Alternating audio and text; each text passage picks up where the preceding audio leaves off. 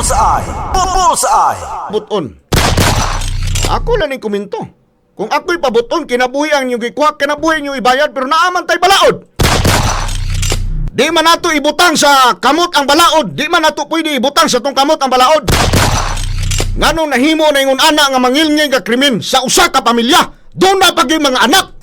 Karon, kinsa magbuhi ang mga bata. Kinsa magbuhi, kinsa may magpa-eskwela na. Bullseye! Oh, ingana lang nimo kadali, ingana lang ninyo kadali ang pagpatay sa usa ka pamilya.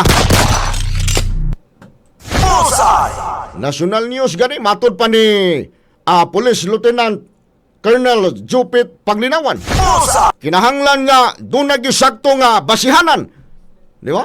Ang basihanan jud ang kining tinuod jud mga katrupa nga ebidensya Bullseye! para pagtugbok anang mga suspitsado. Bullseye! Kinumdong lang ko, murag yapog si President Rodrigo Duterte ba?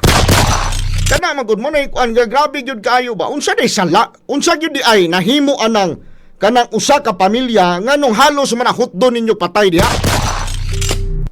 Unsa day gihimo ana sa inyo ha? Nganong ingon ana man gyud ang inyong kasuko di ang ngadto sa ilaha? Bullseye! Oh, unsa may dagan sing utok wala kana na unsa na inyong panghuna-huna diha? Bullseye!